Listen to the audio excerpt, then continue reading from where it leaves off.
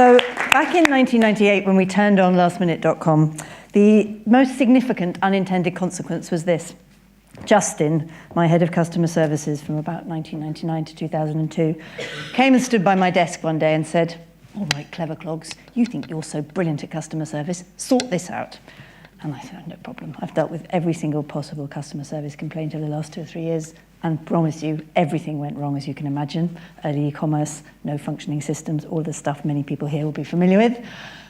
Anyway, picked up the phone. I have never been sworn at so much in my entire life. I couldn't even understand some of the swear words. They were going so fast and so loud, screaming in my ear. Eventually, and I'm not exaggerating, I am prone to it. After about 30 minutes, this man, I realized, was complaining about the fast buy function on our website. Now, this was something that had been somewhat tortuous. Brent was brilliant at spotting developments on US websites and copying them in lastminute.com. And he said, we must have one-click buy button. And I'm like, really, is that the top priority? Yes, it's top priority. We did it. It was actually brilliant because it's incredibly annoying. You have to populate all your details.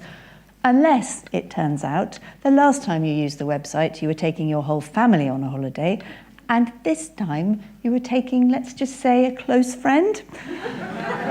And maybe the tickets had gone to your wife. Yeah, pretty bad, right? I mean, that is quite a significant unintended consequence, but in the grand scheme of things, it still makes a relatively funny story, and it really was the kind of days when we thought that that was pretty much the worst thing that could happen. Someone couldn't get on holiday, someone might have a few marital problems because of their idiocy. The stakes didn't feel as high as they feel now. And we have seen over the last 2-3 years just the rapid unraveling of trust and of the unintended consequences in the sector that I think all of us love being in, love the possibility of. So I feel so pleased with today, and not me, but thank you team, thank you Rachel, Catherine, Lydia, Hannah, Josh, James, everybody in the team. I can't name everybody because they've done an amazing job to bring together, as you will agree, a really different set of voices. And that's where this will begin, to my mind, because it isn't going to be easy or quick, much as I would love your right to see enormous change rapidly. I think this is about campaign building, movement building, and that doesn't happen through one action, as Anne-Marie quite rightly said. It happens through many, many different small steps, but we can all take them, and then they might start being heard. And that's incredibly important, because if I think about how some of the changes that have happened in our sector over the last 5 years have happened, they've happened through that classic collaboration of different pieces of society.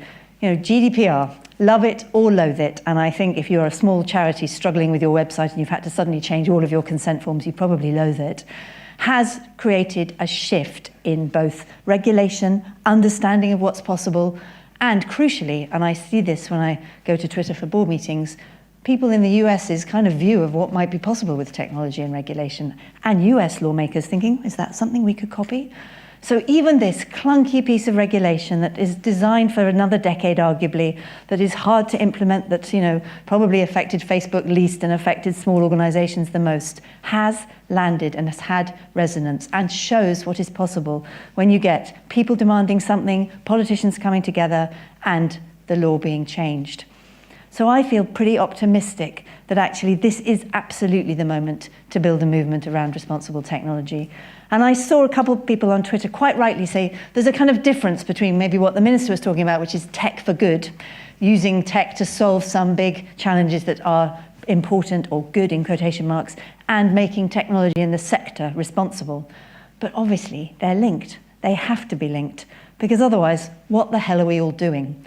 What is the point of building technology for technology's sake? What's the point in building technology, however the hell responsible it is, if it isn't helping us address the biggest problems of the next decade? Now, for me, that's the climate crisis. I have definitely done to use a trendy tech word, a pivot over the last 3 to 6 months. My partner is a marine conservation expert. She started a marine conservation charity, and I cannot tell you, for the last 5 years, he keeps saying to me, why are you going on about the internet? It is irrelevant. We are not going to have an internet if we don't have a planet through which to distribute it, and we have these kind of tussles over breakfast. Finally, he's won. But he's won because they are joined up.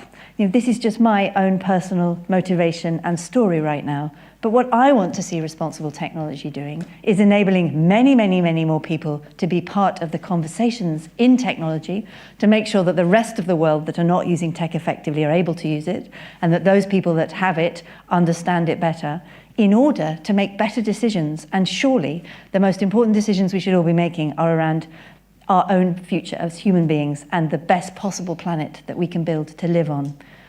So the stakes are pretty high, and they feel pretty important right now. So I really urge you to join what we've tried to start in our corner of the world, but you all have access to different networks. Someone, I'm sorry, I've forgotten who, asked on the stage earlier, where are the big companies in this room? And they're right. You know, my own personal challenge is, if we do this again, so if, don't worry team, we need to have representatives from the venture capital community much more deeply represented. Big companies, the startup community perhaps more deeply represented. We are already a bit preaching to the choir, and this choir needs to go out and sing so that the songs lift up other people and everybody wants to be part of our choir too. And that work has only just begun and started. I, for my part, definitely commit to trying to bring some of the other people I know in the sector and beyond into this conversation. But we can all do that, and that's how we'll make the change happen. It's not easy work, it's not glamorous work. I don't think many of my friends are going to want to wear this badge, but they will see the importance of this work, and they will thank us when we look back and say, you know what, 2018, 2019, 2020, that was the moment when technology grew up.